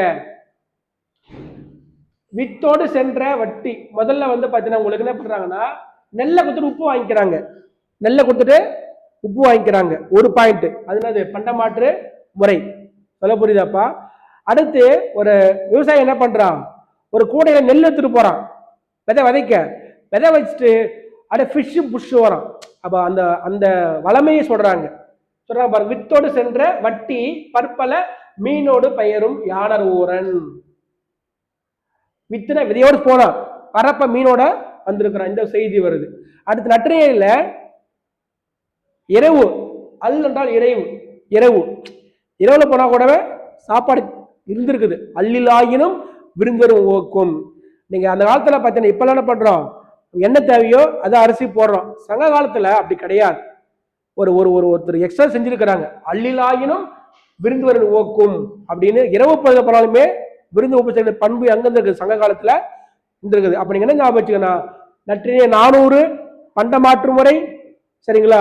அடுத்து விதை, மீன், அல் அப்படி ஞாபகம், ஷார்ட்கட் ஞாபகம் வச்சுங்க, அவ்வளவுதான் ஒரு இது. அடுத்து பாருங்க, குறுந்தொகை. குறுந்தொகை ஒரு சிறப்பு உண்டு. சங்க இலக்கியத்துல குறுந்தொகை ஒரு சிறப்பு உண்டு. என்ன தெரியுங்களா? உரையாசிரியர்களால் அதிகமாக மேற்கோள் எடுத்தள்ளப்பட்ட நூல் எது? குறுந்தொகை. இனிமேல் இப்ப நான் வந்து இப்போ ஒரு சேட்டலைட் பற்றி எழுதுறேன். அப்துல் கலாம் வந்து சொல்லியிருக்காரு. என்ன பண்ற, அவர்கிட்ட நான் என்ன பண்றேன், அவரு கொட்டேஷனை எடுத்தாடுறேன் இல்லையா, அதான் கொட்டேஷன், மேற்கோள். அப்ப குறுந்தொகை என்ன அப்படின்னா, குறுந்தொகை பாடல் 400 பாட்டு, 400 பாடலுமே சினிமாவில் நிறைய எடுத்து ஆண்டிட்டாங்க. சினிமாலேயே வருது, இதுலதான் வருது உங்களுக்கு. நீரும் செம்புலச்சேரல் ஒரு பாட்டு வருது இல்லையா, இதுல வர பாட்டு தான் அது. இது சினிமாவில் உங்களுக்கு கொண்டு வராங்க. புரியுதா உங்களுக்கு?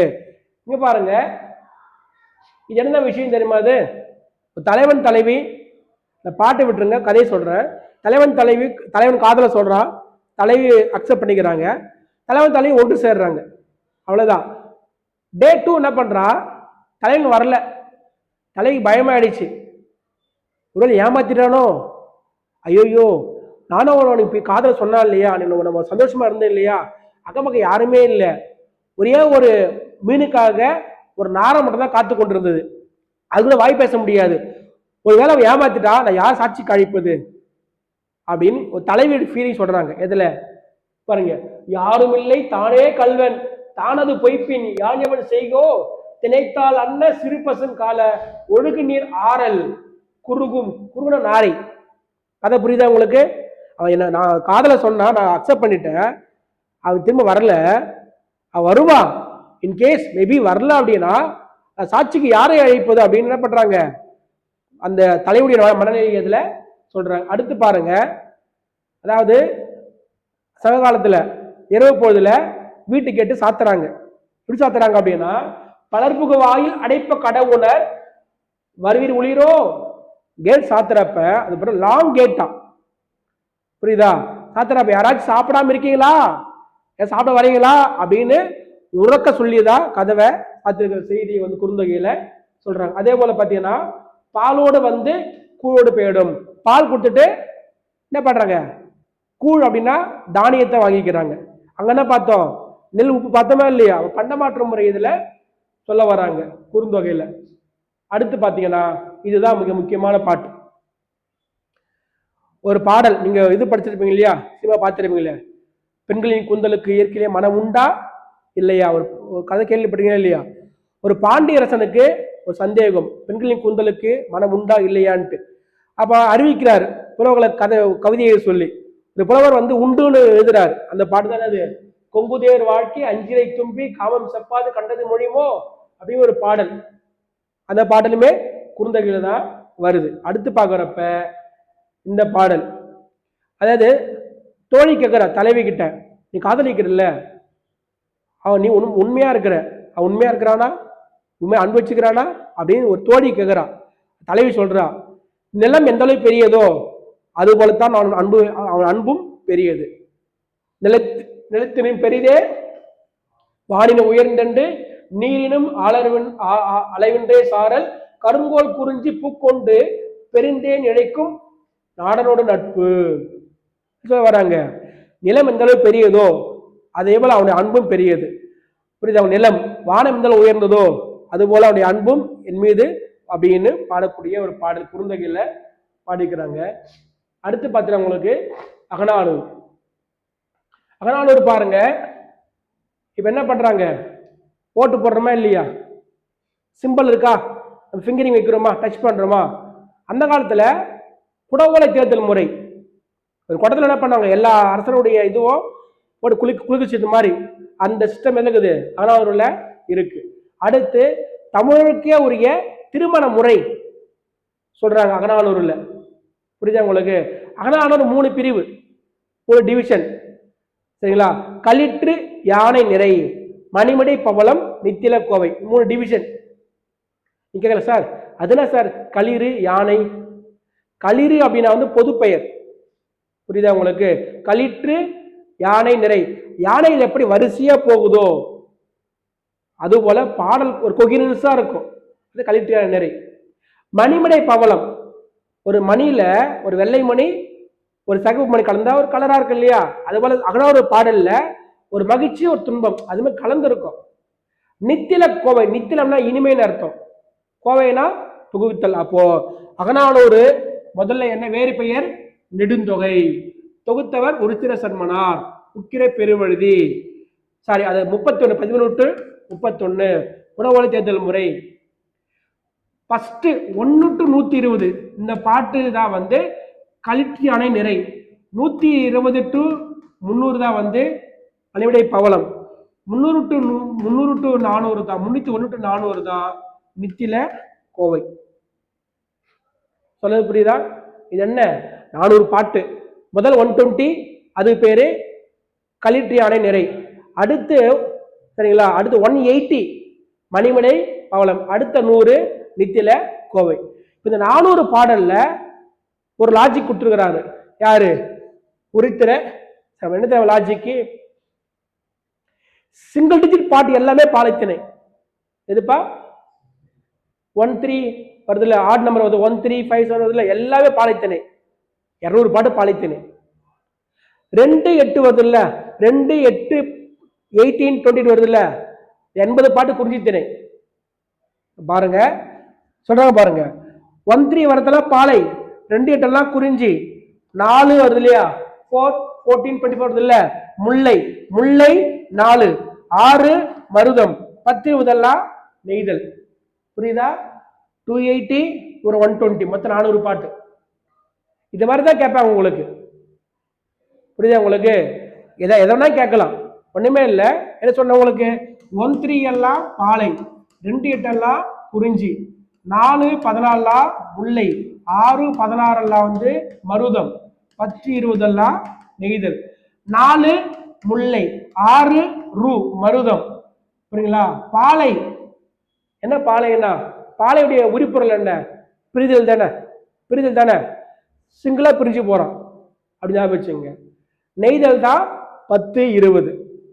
அகநானூரில் வரக்கூடிய இதை ஒரு செய்தி. அடுத்து பாருங்க, அகநானூரில் சொன்னோம் இல்லையா இது. அடுத்து பாருங்க, சேரனுடைய முசிறி துறைமுகத்தை பத்தி பெருமை வந்து இதுல பேசுறாங்க. பாருங்க, இந்த இமேஜ் பார்த்துருக்கீங்களா? புக்கில் பார்த்துருக்கீங்களா? 7th புக்கில் இருக்கும். ஒரு கப்பல் வந்து, பெரிய கப்பல் வந்து கரைக்கு வராது. கொஞ்சம் உள்ள என்ன பண்ணிருப்பாங்க, நங்கூரம் போட்டிருப்பாங்க. நங்கூரம்னா பிளாக் பண்ணி வச்சிருப்பாங்க. அது கப்பல் வந்து அந்த நங்கூரத்தை அழுத்து விட்டு அது போதும். அது எப்படின்னா, இந்த உலகம் வந்து 2ஆ உடைந்து புடை பெயர்ந்து இந்த உலகம் அப்படியே பிரியும் இல்ல, அது மாதிரி பெரிய கப்பல் வந்து நின்றுனாகும், உலகமே உடைஞ்சு போற மாதிரி தண்ணிக்குள்ள தண்ணீரை கிழித்து கொண்டு போகிறது அப்படின்னு அகராதியில பாடல் வருது. சொன்னாங்க பாருங்க, உலகு கிளர்ந்தன்னா உருக்கழு வங்கம். வங்கம்னா பெரிய கப்பல். புரியுதா உங்களுக்கு? புலவு திரை, புலவுனா நாற்றம் எடுக்கக்கூடிய அந்த அலை, திரை என்னது? அலை. பெருங்கடல் நீரிடை போல இரவும் எல்லையும். இரவுனா இரவு, எல்லைனா பகல். நைட்டு மக்களும் என்னாவது அசிஞ்சு அசிஞ்சு போகுது. அது மாதிரி போகுது. நிறைய இயற்கை வங்கூர் ஆட்ட.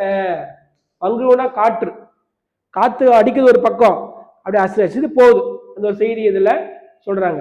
சரி, கப்பல் போகுது. லைட் ஹவுஸ் இருக்கு இல்லையா? லைட் ஹவுஸ், அதே பேர் தான் கலங்கரை விளக்கம் சொல்ற மாதிரி இல்லையா? களம்னா கப்பல், கரைன அழைத்தல், விளக்கு. புரியுதா உங்களுக்கு? கலங்கரை விளக்கம் சொல்றாங்க இல்லையா? அது பழைய பேர் வந்து ஒல்லெறி, மாட ஒல்லெறி. பாருங்க, மாடம்னா பில்டிங், ஒல் அப்படின்னா வந்து உங்களுக்கு அழைத்தல், எரினா அந்த லைட். அப்போ மருதனா என்ன பண்றாரு, கலங்கரை விளக்கு இருக்கு இல்லையா, கப்பல் வழியெல்லாம் தவிக்கும். அப்ப அந்த லைட் ஹவுஸ் என்ன பண்ணும், கப்பலை களம் கரை அழைக்கும். இதாவது அகராதியில் வரக்கூடிய பாட்டு. அடுத்து பாருங்க, 500. என்ன சொன்ன? 500 குறைந்தர்களுடைய 100 பாடல் 500. 3 to 6 5 திரையை பாருங்க. குறிஞ்சி கபிலர், முல்லை பெயனார், மருதம் ஓரம்போகி, நெய்தல் அம்முவன், பாலை முதலாந்தை. இது எப்படி சார் ஞாபகம் வச்சுட்டு? ஒரு பாடலே வருது, ஒரு பாடலே வருது. குறிஞ்சி கபிலர், சரிங்களா? முல்லை பெயன், மருதம் ஓரம்போகி, நெய்தல் அம்முவன், அது ஒரு பாடல் வருது உங்களுக்கு, சரிங்களா? இப்ப பாருங்க, தொகுத்தவர் யாரு? உடலூர் கிழார். தொகுப்பித்தவர் யானைக்கட்சை மாந்தரசர் இரும்பறை. என்ன சார் பேர் இது? அவன் பேர் இதுதான், மாந்தரசேரல் இரும்பறை. யானை பெருசா இருக்கும், ஆனா கண் என்ன இருக்கும்? யானை பெருசு கண்ணு, ஆனா எவ்வளவு கூரிய பார்வை. அதுபோல இந்த அரசன் யானைக்கட் போன்ற யாரு? இளம்பொறைன்னு சொல்லிட்டு. கலித்தொகை, கலித்தொகை சிறப்பு உண்டு. ஏறு தழுவுதல், ஏறு தழுவுதல். நீங்க ஜல்லிக்கட்டு சொல்றீங்க இல்லையா? கலித்தொகையில சங்க காலத்துல ஒரு தலைவனுக்கு எப்படி நம்ம மேரேஜ் ஆயிருக்குது, காலை அடக்கினாதான் கல்யாணம். காலை அடக்கல அப்படின்னா அந்த பேர் திரும்பி கூட பார்க்காம போயிருக்கிறான். ஏறு தழுவுதல் தமிழுடைய விளையாட்டா இருக்கு. அந்த ஏறு தழுவுதலுக்கு வந்து மஞ்சு விரட்டு, ஜல்லிக்கட்டுன்னு பல பேர்கள் உண்டு, சரிங்களா? அப்போ கவனிங்க, தொகுத்தோர் நலந்து ஓனார், சரிங்களா? அதை ஞாபகம் வச்சுங்க. அடுத்து பாருங்க, குறிஞ்சி கபிலர், முல்லை அல்லுருத்திரன், மருதம் இல்ல நாகனார், நெய்தல் நலந்துவன், பாலை பெருங்கவசி. மொத்தம் 150 பாட்டுப்பா, 150. இது மொத்தம் 140 வரும். ஒரு பாட்டு கடவுள் வாழ்த்து. அப்ப 150 பாடல் வந்து கலித்தொகை, சரிங்களா? இந்த பாடல் ஞாபகம் இருக்கா உங்களுக்கு? ஸ்கூல்ல படிச்சிருக்கீங்களா? கலித்தொகையில ஒரு புகழ்பெற்ற பாடல். இது புதுசா சொல்லல, ஸ்கூல் புக்கிலே இருக்கு. ஆற்றுதல் என்பது ஒன்று அளந்தவருக்கு உதவுதல். போற்றுதல் என்பது குரூப் 4ல ஒரு முறை கேட்ட கேள்வி, இது குரூப் 2 கேட்பாங்க. என்னன்னா, சப்போஸ் நிறை, நெய் என்ற சொல்லுக்கு பொருள் என்னன்னு கேட்பாங்க. புரியுதா? அதாவது குரூப் 4 2ல கேட்டுக்கிறாங்க. அதாவது இந்த ஸ்டார்டிங் கொடுத்துறாங்க, இந்த பாடல் இடம்பெற்ற நூல் எது, சிம்பிளா கேட்டாங்க.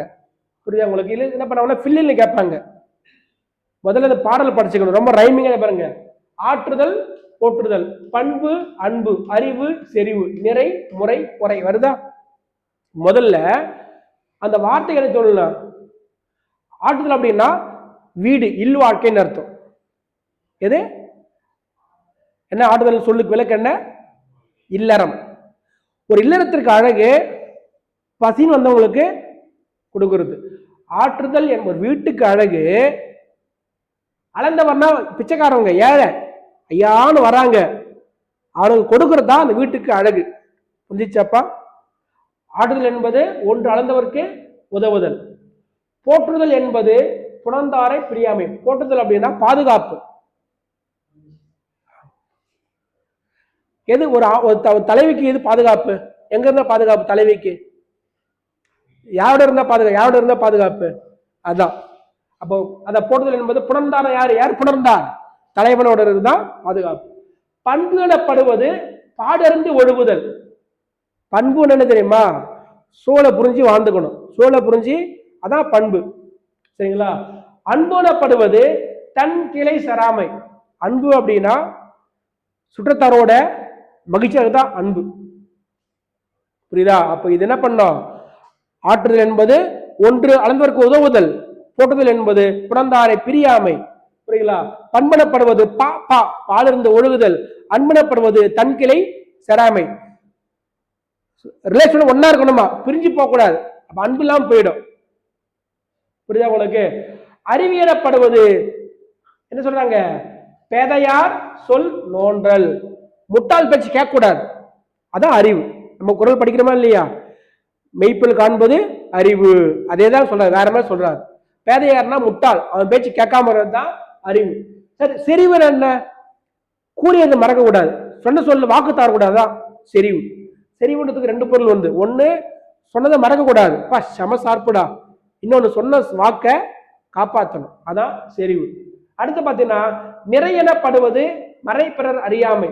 நிறை அப்படின்னா வாழ்க்கையில சில விஷயங்களை ரகசியம் வச்சுங்களேன், இன்னைக்கு கூட ஒரு பால் நாளைக்கு அகைன்ஸ்டா மாறினா அது மிகப்பெரிய சிக்கலா மாறும். அடுத்து முறை எனப்படுவது கண்ணோடாது உயிர் வவ்வல். என்னன்னா சமத்துவமா இருக்கணும். இப்போ நீங்க எஸ்ஐயா இருக்கிறீங்க, உங்க ஃப்ரெண்டு தப்பு பண்ணிட்டான், உங்க போல் டெஸ்டிங்க வருது, ஃப்ரெண்டா இருந்தாலுமே நீ நியாயத்தை தான் சொல்லணும். இல்ல அப்படின்னு பண்ணா அதான் தப்பு. அப்போ முறையெனப்படுவது கண்ணோடாது, ஒரு பார்வையா பார்க்காம ஒன் சைடா நீங்க தீர்ப்பு தராம நியாயமா இருக்கணும். பொறையெனப்படுவது போற்றார்னா பாராட்டுறது கிடையாது, திட்டுறது. இப்ப படிக்கிறோம் இல்லையா? அகழ்வாலை தாங்கும் நிலம் போல தம்மை அந்த இகழ்வார்த்தான் போற்றார். போற்றார் அப்படின்னா போற்றுதல்னா விஷ் பண்றது, சரிங்களா? போற்றாம இருக்கிறான் இல்லையா, அவன் திட்டுறவங்கள நாம அதான். அப்போ ஆட்டுதல் என்பது ஒன்று அளந்துக்கு உதவுதல், பூட்டுதல் என்பது பிறந்தாரை பிரியாமை, அன்பன அதாவது பண்பனப்படுவது பாடந்து ஒழுகுதல், அன்பனப்படுவது தன்கிளை செராமை, அறிவெனப்படுவது பேதையர் சொல் நோன்றல், செறிவெனப்படுவது கூறியது மறாமை, நிறையெனப்படுவது என்ன வருது? மறைப்பிறர் அறியாமை, முறையெனப்படுவது கண்ணோடாத உயிர் வவ்வல், புறையெனப்படுவது போற்றாரை பொறுத்தல். அப்ப எதுல வருது? கலித்தொகையில வருது. கலித்தொகை 150 பாட்டு. புரியுதா உங்களுக்கு? தொகுத்தவன் நலந்து போனார், ஏறி தழுவுதல், இதெல்லாம் நீங்க ஞாபகம் வச்சுக்கணும். அது மாதிரிதான் நீங்க ஒரு முறை படிச்சா ஈஸியா இருக்கு. சொல்றாங்க, அதான் சொல்ல வராங்க. ஏறி தழுவுதல் இங்க பாருங்க, அந்த சொல்லுவாங்கல்ல ஜல்லிக்கட்டு வருது, அந்த காளை வந்து அப்படியே மண்ணை கிளறி விட்டு அப்படியே சொல்லுவாங்க, காங்கேயம் காளையை சொல்லுவாங்க இல்லையா, அதை பார்த்தே பயம். அது மாதிரி எழுந்தது துகள், ஏற்றனர் மார்பு. எழுந்ததுனா தான் அந்த அந்த இதுகள் இல்லையா, அந்த அந்த அந்த இது கொண்ட மாதிரி அப்படியே இருக்குது. அதாப்பட்ட ஏற்றர் கட்டி தழுவுறாங்க. புரியுதா? அப்படியே என்னாகும்? கவிழ்ந்தன மறுப்பு, அதனாகும் அப்படியே தலை சாயுது. கலைஞர் பலர், காலை நடக்கிறது இவன் தான், ஆனா அதை பார்த்த மக்கள் என்ன பண்றாங்க? கலங்காராங்க. அப்ப அந்த காட்சி படுத்துறதுல கலித்தொகை வருது. அடுத்து பாருங்க, அந்த காளையை வந்து கீழே கிளறுது, நீர் எடுப்பவை இளம் சாடு ஒண்ணு என்ன பண்ணுது? தண்ணி கொஞ்சம் இருக்குது, அதை தட்டி விடுது, அப்படியே அந்த நிலத்தை புழுதி ஆக்குது. அப்ப அதை காட்சிப்படுத்துறாங்க. ஒரு காளை ஜல்லிக்கட்டு வந்து எப்படி மக்களை பயமுறுத்துது என்ற செய்தி இதுல உங்களுக்கு சொல்றாங்க. அடுத்து பாத்தீங்கன்னா வந்து ஜல்லிக்கட்டு குறித்து தமிழகத்தில் மட்டும் கிடையாது, இந்தியாவில் பல நாடுகள், எகிப்துல என்ன பண்றாங்க? ஜல்லிக்கட்டு குறித்து ரெஃபரன்ஸ் இங்க இருக்கு அங்க இருக்கு. என்னன்னா அங்க வந்து அந்த அனிமல்ஸுக்கு சாரையெல்லாம் ஊத்தி சாகடிச்சிருவாங்க, ஆனா எங்க தெய்வமா நம்ம கும்பிடுறோம். அப்ப நடுகள் ஒரு ஒரு இதுல வந்து எருது இருந்துச்சுன்னா அதை நாங்க தெய்வமா நம்ம வணங்குறோம். விழாக்கள் பொங்கல்ல மாட்டு பொங்கல் வந்து செலிப்ரேஷன் பண்ற ஒரு செய்திகள் அதுல சொல்றாங்க. அதே போல திருச்சமவெளி சிந்து சமவெளி நாகரிகத்துல என்ன பண்றாங்க, காளையை தெய்வம் வணங்கக்கூடிய அந்த பதிவெல்லாம் அதுல இருக்கு அப்படின்னு உங்களுக்கு சொல்றாங்க. அடுத்து புறநானூறு. அடுத்து ஒரு 10 நிமிஷம் முடிச்சிடலாம். என்ன புறநானூறு சொன்ன இல்லையா? புறம் புறப்பாட்டு, புறம் புறப்பாட்டு. தமிழ் கருவூலம், தமிழ் கருவூலம் என்று அழைக்கப்படுகிறது புறநானூறு. ஏன்னா புறம் 400 பாட்டுக்கன்னா எத்தனை பாட்டு? 400 பாடல். 400 பாடல்ல உங்களுக்கு 10 பாட்டு தெரியும். உங்களுக்கு ஸ்கூல்ல படிச்சிருப்பீங்க இல்லையா? ஈன்று புறந்தருதல் என் தலை கடனே, சான்றோனாக்குதல் தந்தைக்கு கடனே. படிச்சு கேள்விப்பட்டிருக்கீங்களா எங்கேயாச்சு? வேல் வடித்து கொடுத்தல் கொல்லருக்கு கடனே, படிச்சது இல்லையா? எப்ப ஒரு தாய்க்கு கடமை என்ன? குழந்தையை பெற்றெடுப்பது தாய்க்கு கடமை, புரியுதா? அது சான்றோனாகிறது தந்தைக்கு கடமை, வேல் வடித்து கொடுக்கிறது கொல்லன் கொல்லனுக்கு கடமை, அவனை மிகப்பெரிய காளையாகிறது வீரனாகிறது அந்த அரசனுக்கு கடமை. இந்த பாடல் யார் பாடுறாங்க? பொன்முடியார். கேள்விப்பட்டது இந்த பாட்டு? ஒரு பெண் பாடலாசிரியர், பெண் புலவர் பொன் முடியார். சரி, அதை விட்டுருங்க. இந்த பாட்டு கேள்விப்பட்டிருக்கீங்களா? யாதும் ஊரே, யாரு ஆசிரியர்? கணியன் பூங்குன்றனார். யாதும் ஊரே யாவரும் கேளீர், தீதும் நன்றும் பிறதரவாரா, நோதலும் தனிதலும் அவற்றோர் ஒன்ன, சாதலும் புதுவதென்றே வாழ்தல். என்ன சொல்ல வராங்கன்னா, வாழ்க்கையில நம்ம எல்லாம் ஒரே நாடுதான், எல்லாமே உறவினர்கள் தான். வாழ்க்கையில நல்லதோ கெட்டதோ நம்மளாலதான், மற்றனால கிடையாது. புரியுதா உங்களுக்கு? அப்ப அந்த பாடல். அது போல பாருங்க, புறானூர்ல மொத்தம் பார்த்தீங்கன்னா உங்களுக்கு இங்க பாருங்க, 9 நாழி உடுப்பவை 2 வராங்க. பாட்டு கேள்விப்பட்டிருக்கீங்களா? நாழினா அளவு இவ்வளவுதான், கொஞ்சம் ஒரு டம்ளர் அரிசி தான். 9 நாழி கொஞ்சம், உடுப்பவை மேலாடை கீழாடை. எதுக்குப்பா போட்டு வெட்டி மடிச்சுட்டு? எவ்வளவு பெரிய கிங்கா இருந்தாலுமே உண்பவை நாழி உடுப்பவை 2. அதனால செல்வத்தின் பயனை ஈதல். உனக்கு பணம் இருந்தா முடிஞ்சா உதவி செய், அதான் அவனுடைய செல்வத்துக்கான பயன் அப்படிங்கிறதுல சொல்றாங்க. புரியுதா உங்களுக்கு? பாருங்க, அடுத்து இந்த பாடல் யார் சொல்றாங்க? அவையார் பாடுறாங்க. அவையார் இந்த பாடல் கேள்விப்பட்டீங்களா? நாடா ஒன்றோ என்ன விளக்கம்? கண்ணா என்ன விளக்கம் தெரியுமா? ஒண்ணுமே இல்லை. நாடு அப்படின்னா அது நாட்டையும் குறிக்கும். அடுத்து பார்த்தீங்கன்னா மேட்டு நிலம், விவசாய பூமி இருக்கு இல்லையா? நாடுன்ற சொல்லுக்கு 2 பொருள். ஒண்ணு நாடு, இன்னொன்னு விளைச்சல் நிலம். காடு அப்படின்னா ஃபாரஸ்ட் மட்டும் கிடையாது, பள்ளம். ஒண்ணு மேடு அப்படி ஞாபகம் வச்சுங்க. அது நாடா இருந்தான்னா காடா இருந்தால. புரியுதா உங்களுக்கு? அவளா கொன்றோ, ஆமா அவள் அப்படின்னா வந்து பள்ளம், மிசைனா மேடு. சொல்ல வரானா, பள்ளம்னா பயிர் செய்ய தகுதி இல்லாத நிலம். சரிதா? ஒண்ணுமே இல்லை, நேரடியே சொல்றேன். எங்க ஆண்கள் இருக்கிறாங்களோ அவங்க பள்ளத்தை கூட மேடா மாத்துவாங்க. என்ன பொருள்? வேஸ்ட்லாண்ட் கூட நல்ல தகுதியும் நன்சை நிலமா மாற்றுவாங்க அப்படின்னு ஆண்கள் வீரத்தை பேசுறாங்க. யார் பேசுறாங்க? அவ்வையார் பேசுறாங்க. ரொம்ப சிம்பிளா சொல்லிட்டு போறாங்க. நாடா இருந்தா காடா இருந்தா. புரியுதா உங்களுக்கு? இந்த அவையார் என்ன பண்றாங்கன்னா, அவையாரிய நண்பர் யாரு? அதியமான். புரியுதா உங்களுக்கு? நான் சொல்லிக்கிறேன் உங்களுக்கு. அதியமான் நாட்டு மீது படையெடுக்கிறார் ஒருத்தர், தொண்டைமான். சொல்ல புரியுதா? படையெடுக்க போறாரு. இந்த செய்தியை கேள்விப்பட்ட அவையார் என்ன பண்றாங்க, தொண்டைமான் நாட்டுக்கே போயிட்டு அந்த படைக்கருவிகள் இருக்கும் இல்லையா, படைக்கருவிகள், அந்த குடோன் போர்க்கருவிகள், அங்க போயிட்டு தொண்டைமான வாழ்த்துறா மாதிரி அதிகமான வாழ்த்துறாங்க. என்ன சொல்றாங்க? ஒரு பாட்டில் சொல்லலையா, இவ்வே பீலி அணிந்து, என்ன இவ்வேனா பீலினா மயில் தொகை. தொண்டைமா நாட்டினுடைய எல்லா படைக்கருவிகளுமே ஒளி வீசுகிறது, பயன்படுத்தாம ஒளி வீசுகிறது. அதுக்கு வந்து நெய்யெல்லாம் பூசி அழகா வச்சுக்கிறாங்க, மயில் தொகையை வச்சிருக்கிறாங்க. அப்படின்னு சொல்ல வராங்க. இங்க இப்படி இருக்குது. ஆனா தொண்டைமா நாட்டுல, அதிகமா நாட்டுல தொண்டைமானே இங்க வந்து இப்படி இருக்குது, கருவிகள் பயன்படுத்தாம ஒளி வீசுகின்றன.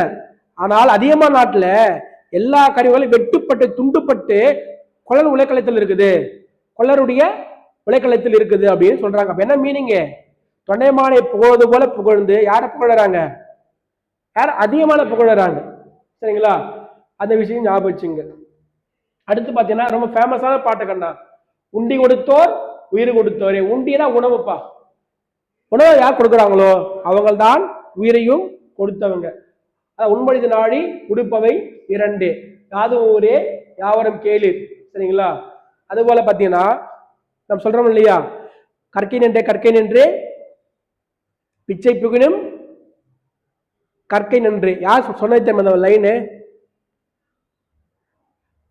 அதிவீர ராமபாண்டியன். அதிவீர ராமபாண்டியன் அவர் சொல்ல பாடுறார் இந்த பாடலை. கற்கை நின்றே கற்கை, அது வந்து அவையாரும் பாடியிருக்கிறாங்க. சரிங்களா? என்ன சொல்ல வராங்கண்ணா, பிச்சை எடுத்தாவது படிச்சிடணும். அதுபோல உற்றுழி உதவியும் உருபொருள் கொடுத்தும் பெற்றை நிலை முனியாத கற்றல் நன்று. உற்றுழி வேலை செஞ்சு இதை ஹெல்ப் செஞ்சு படிச்சுக்க, பொருள் கொடுத்து படிச்சுக்க, பிச்சை எடுத்தாவது படிச்சுக்க. யார் சொல்றாங்க? புராணம் ஒரு பாடல். அப்ப என்ன சொல்ல வர, கல்வியுடைய முக்கியத்துவத்தில் சொல்றாங்க. புரியுதாப்பா? புரியுதா உங்களுக்கு? இதெல்லாம் புராணம் வரக்கூடிய பாடல். இது பாருங்க, ஒரு பாடல் யாரு பாடியது? கூட கூட புலவையனார். என்ன சொல்ல வராங்க? நீர் ரொம்ப முக்கியம் இல்லையா?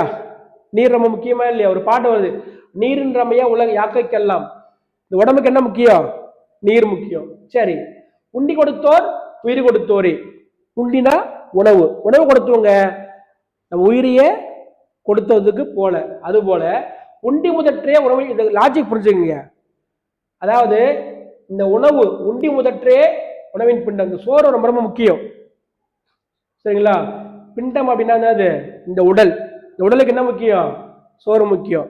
ஆனா இந்த அதாவது இந்த உணவனப்படுவது நிலத்தோடு நீர். உணவு எங்கிருந்து வருது? நிலத்துல வருது.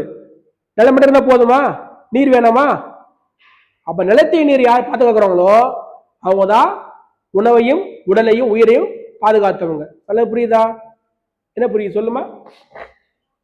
இங்க பாருங்க, உண்டி கொடுத்தோர் உயிர் கொடுத்தோரே. உண்டி முதற்றே உணவின் பிண்டம். புரியுதா உங்களுக்கு? அதாவது உடலுக்கு பிண்டம்னா சோறு ஞாபகம். இந்த பிண்டம் சொல்லுக்கு பல பொருள் உண்டு. பிண்டம்னா வந்து ஒண்ணு வந்து உடல், இன்னொன்னு கலந்த சோறு, ஒரு சோற்று குவியல். சரிங்களா? உணவெனப்படுவது நிலத்தோடு நீர். இந்த உணவு எப்படி வருது? நிலம் மட்டும்தான் போதுமா? நீர் வேணாமா? அப்ப நிலத்துக்கு நீர் முக்கியம். நிலமும் நீர் இருந்தா மட்டும்தான் உணவு உற்பத்தி பண்ண முடியும். இந்த உணவு இருந்தா, உணவு சாப்பிட்டா மட்டும்தான் அந்த உடல் இந்த பூமியில வாழ முடியும். புரியுதா? அப்ப சொல்ல வராங்கன்னா, நீரையும் நிலத்தையும் புணரியோர். யாரு பாதுகாக்கிறாங்களோ அவங்க உடம்பையும் உயிரையும் படைத்து சின்னோரே. எவ்வளவு அழகா சொல்லியிருக்க. யாரு? பாண்டிய கடிஞ்சர். என்ன சொல்ல வராங்க? எவ்வளவு அழகா சொல்லியிருக்க பாருங்கன்னா, இந்த உலகத்துல பூமியில நிலத்தை நீரை யார் பாதுகாக்கிறாங்களோ அவங்கதான், அவங்களால தானே உணவு உற்பத்தி பண்ண முடியும். அவங்க யார்? விவசாயிங்க. அவங்கதான் உடம்பையும் உயிரையும் காத்தவர்கள். சொல்ல புரியுதா? நிலம் நீர் யார் பாதுகாக்கிறாங்களோ அவங்களால தான் நமக்கு சோறு கிடைக்குது. சோறால் தான் நம்ம உடம்பும் உயிரும் நிலைக்குது அப்படின்னு பாடுறாங்க. சரிங்களா? அடுத்து பார்க்கறப்ப பாருங்க, இதை படிச்சு பாருங்க. உணவு எனப்படுவது நிலத்தோட நீர். நிலத்தை நீரையும் சேர்த்தவர் இந்த உலகில் உடலையும் உயிரையும் பாதுகாத்தவங்க. நெல் முதலிய தானியங்களை விதைத்து மழையை பார்த்திருக்கும் பரந்த நிலமாயினும் அதனை சார்ந்தாலும் அரசனின் முயற்சிக்கு சிறிது உதவாது. சொல்ல வராங்கன்னா, அரசரே நீரையும் நிலத்தையும் பாதுகாத்துக்க, அதான் அரசுக்கான ஒரு வாழ்க்கை அப்படின்றதுல சொல்றாங்க. அடுத்து பாருங்க, இந்த இமேஜ் பார்த்திருக்கீங்களா? இமேஜ் பார்த்திருக்கீங்களா? அதாவது இந்த அம்மாவுடைய பாருங்க, இந்த அம்மா வந்து ஒரு இந்த பாடல் பாடியாருன்னா காவர் பெண்டு. காவர் பெண்டு. இந்த அம்மாவுடைய தோழி இவங்க. இந்த அம்மாவுடைய தோழி. புரியுதா உங்களுக்கு? அதாவது இந்த அம்மாவுடைய தோழி இவங்க. இந்த அம்மா கேட்கறாங்க, உன் பையன் எங்க? உன் பையன், உன் மகன் எங்க கேட்கறாங்க. அவன் எங்க இருக்கானு தெரியாது. எங்க இருக்கான்னு தெரியாது. அவன் எங்க இருப்பான்? போர்க்களத்துல இருப்பான். எங்க இருப்பான்? போர்க்களத்துல இருப்பான். அவனை பெற்ற புலிக்குகை வயிறு இங்க இருக்குது. அவன் புலியா பெற்ற வயிறு இருக்குது இல்ல, அது குகையா. அவனை பாருங்க, புலி சேர்ந்து போகிய கல்லலை போல குகை. சொல்ல புரியுதா? ஈன்ற வயிறு இங்க இருக்குது, ஆனா எங்க இருக்கான்னு தெரியாது. மேபி போர்க்களத்துல இருக்கலாம் அப்படின்னு அந்த காலத்து பெண்களுடைய வீரத்தை இதுல புறாணர்ல உங்களுக்கு சொல்றாங்க பாருங்க. அடுத்து பார்த்தீங்கன்னா உங்களுக்கு பாருங்க, ஒரு அரசனுக்கு நெல்லும் முக்கியம் நீரும் முக்கியம். நெல்லும் உயிரென்றே நீரும் உயிரென்றே, மன்னன் உயிர்த்தே மனதனை உலகம், அதனால் யானுயிர் என்பது அறிகை, வேண்மிகு தானே வேந்தர் கடை. ஒண்ணுமே இல்லை, அரசன் என்பவன் நெல்லும் முக்கியம் நீரும் முக்கியம், அது ரெண்டுத்தையும் யாரு பாதுகாக்கணும்? ஏன்னா அரசனின் கடமை இயற்கையை போற்றி பாதுகாக்கணும் அப்படின்றதுல சொல்றாங்க. அடுத்து பரிபாடல், கடைசியை முடிச்சிடலாம். பரிபாடல் சொல்றாங்க அகமுப்புறமும் கடந்துள்ளது பரிபாடல். எழுதுங்க எத்தனை பாட்டு? 70. எத்தனை கிடைக்குது? 22 பாட்டு தான் கிடைக்குது. அதுல முருகருக்கு 6, திருமாலுக்கு 8, வைகைக்கு 8, மற்ற 22 பாட்டு தான் கிடைக்குது. கவனிங்க, இந்த பரிபாடல் வேறு பெயர் பாருங்க, போட்கலவை நூல், தமிழின் முதல் இசைப்பாடல் நூல். இசைப்பாட்டு பரிபாட்டு வேறு வேறு பெயர்கள். 13 புலவர்கள் இருக்கிறாங்க, சரிங்களா? தொகுத்தவர் யாருன்னு தெரியல. உரை பார்க்குறப்ப பரிமேலகர் உரை இதுல இருக்கு. இந்த பரிபாடல் உரையாசிரியர் பரிமேலகர், பதிப்பித்தவர் உவேசா, பதிப்பித்தவர் உவேசா, சரிங்களா? இது வரைக்கும் இருக்கட்டும். நம்ம அடுத்து நம்ம இதுல இந்த பரிபாடல்ல மதுரையை என்ன பண்றாங்க, தாமரைக்கு மதுரைக்கு ஒப்பிடுறாங்க. தாமரையில பல இதழ்கள் இருக்கா, மதுரையை சுற்றி பல தெருக்கள் இருக்கிறதா, அது போல இதுல ஒப்பிடுறாங்க. இது வரைக்கும் நம்ம பார்த்து இருக்கட்டும். மற்ற நம்ம அடுத்த வகுப்புல நம்ம பார்ப்போம். பதிட்டு பத்தி நம்ம என்ன பார்த்தாச்சு. பரிபாடல், இந்த உலகம் எப்படி தோன்றியதுன்னு சொல்றாங்க. இந்த உலகம் நெருப்பு பந்து போல உருவாகியதுன்னு பரிபாடல்ல ஒரு பாடல் உங்களுக்கு வருது. 10 பாட்டை நம்ம பிறகு பார்க்கலாம். அப்ப இன்றைய வகுப்புல நம்ம என்ன பார்த்தோம் அப்படின்னா, சங்க காலம் பாட்டும் தொகையும், சங்க மருவிய காலம் 15 கீழ்கணக்கு, பல்லவர் காலம் பக்தி இலக்கியம், சோழ காலம் காப்பப்போ காலந்தோறும் இலக்கியங்களுடைய பாடுபொருள் இருக்கு. அப்ப யார் யார் தமிழகத்தை ஆட்சி செய்தாங்க. அடுத்து பார்த்தீங்கன்னா உங்களுக்கு தமிழகத்தில் நடந்த அகழ்வாழ்வு இடங்கள், கீழடி, அந்த அழகன் குளம், மாங்குளம், அடுத்து பார்த்தீங்கன்னா கொடுமணல், சரிங்களா? அந்த அகழ்வாராய்ச்சி செய்த இடங்கள் ஆதிச்சநல்லூர், அரிக்கமேடு, அது இல்லாம மூவேந்தர்கள்ல சேர சோழ பாண்டியர்கள், ஐவகை திணை 4 நிலங்கள், இட்டுத்தொகையில நற்றிணை, குறுந்தொகை, அகநானூறு, ஐங்கநூறு, கலித்தொகை, பதிட்டு, புறநானூறு, பரிபாடல், இந்த இலக்கியத்தை பற்றி செய்திகள் நம்ம பார்த்துக்கிறோம். அடுத்த வகுப்புல நம்ம இது தொடர்ந்து நம்ம ரிவிஷன் பண்ணிட்டு அடுத்த வகுப்புல முடிச்சு அதுக்கு அடுத்த திருக்குறள் நம்ம பார்ப்போம், சரிங்களா?